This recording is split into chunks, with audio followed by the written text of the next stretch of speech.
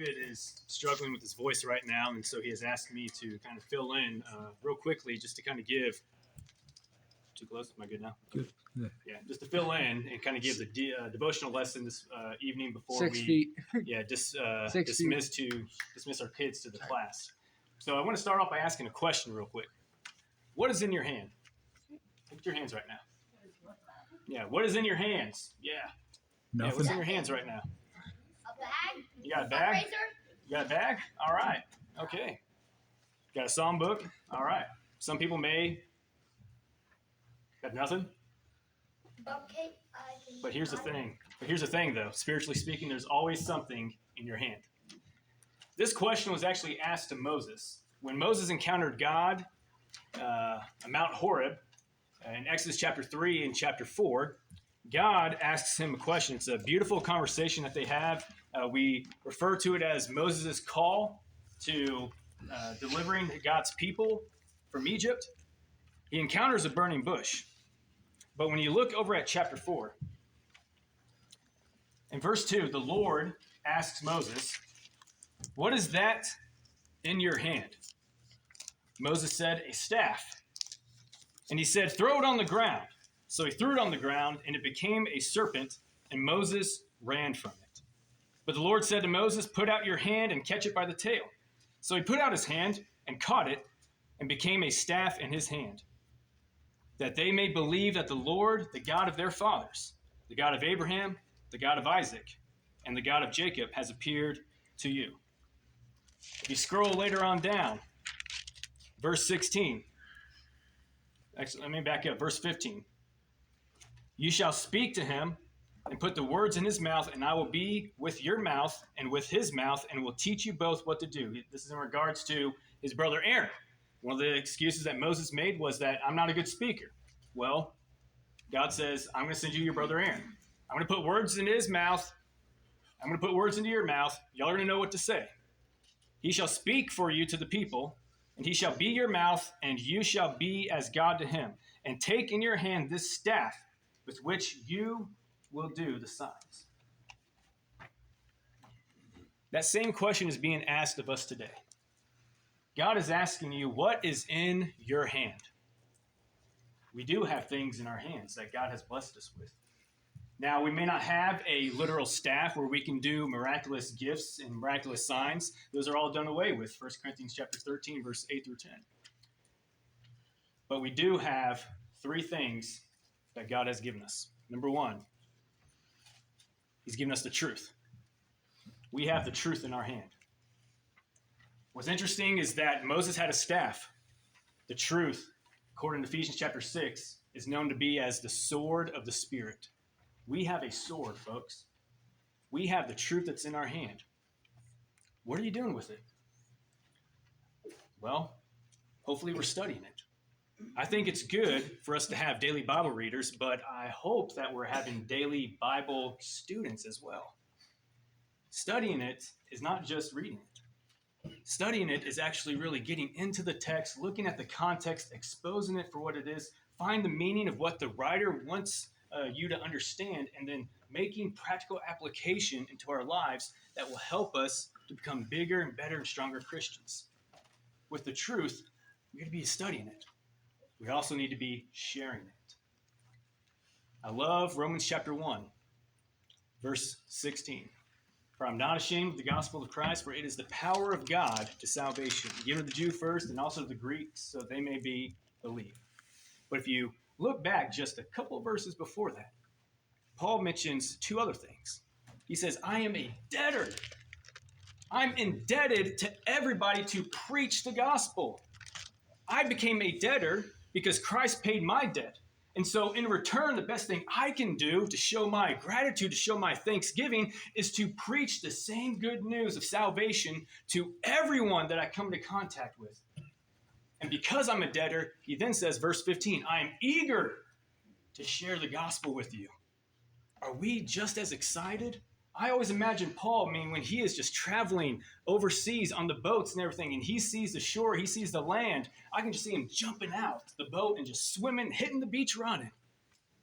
Are we just as excited and enthusiastic to share the truth, God says you have the truth in your hand. You have it. Share it, study it, and share it. Second thing that God has given us is time. Time is in our hands. 168 hours a week. Let's see. I'm not good at math. What's it? Uh-oh. 168. That's what I said. Okay. Yeah, 168 hours a week. Yeah. 168 hours in a week. Now, I'm not good at math. I'm a preacher, not a mathematician, all right? But let's see. 7 hours, let's say we use on average. We sleep, right? We use it for slumber. Let's see. And then a normal 8 to 5, what would you call? That would probably be like, a good work schedule, good work day, 8 to 5. Add all that up and minus that. Let's see. See, I'm not a good mathematician. But 168 hours. What are we doing with that? Let's better put it this way. We have maybe 2 hours Sunday morning, 1 hour Sunday evening. What do we have here? Almost an hour here. So you got 4 hours. So what's left? 164 hours. Is that all the time that we give to God? It's just those 4 hours? I hope not. I hope we're giving as many hours as we possibly can.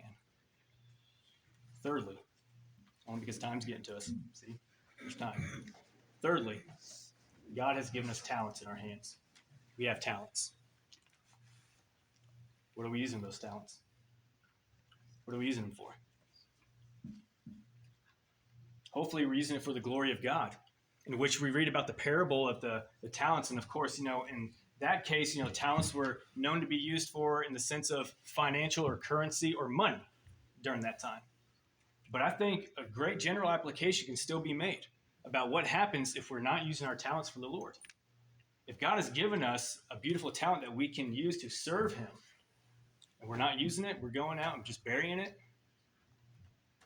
what do you think he's going to say when he comes back on Judgment Day? Worthless and slothful, lazy servant. He wants to hear those words from God. God calling you lazy.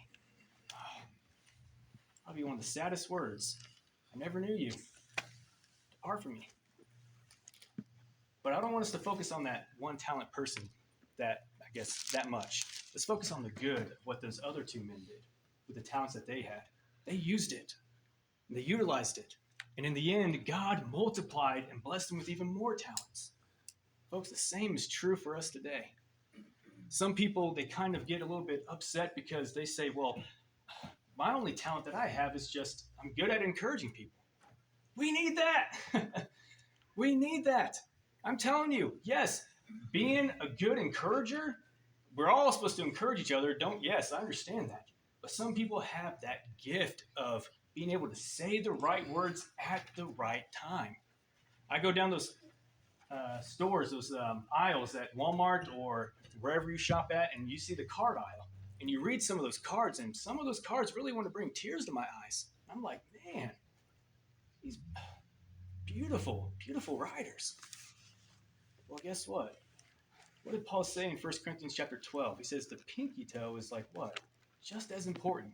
If that pinky toe is gone, you won't be walking right. Even if you think that being an encourager is not that big of a deal, if you think it's as small as the pinky, well, guess what? That's important. That is very important. We need good encouragers. That's a beautiful talent. So again, what talent do you have? We all know, every one of us, God has given us a talent. And whatever he has given us, use it for his glory. What is in your hands? We have the truth in our hands. We have time in our hands. And we have talent in our hands. God says, with those things that I have in your hand, just like he told Moses, you shall do my wonders. I believe the same is true today. When we utilize those things that God has given us in our hands, we will surely do wondrous things. Do we end it with a prayer? What do you normally do? Dismiss everybody to class? Or? No, we have singing. Okay, all right. Brother Chris. There you go. Sorry, I didn't know the transition. Keep going.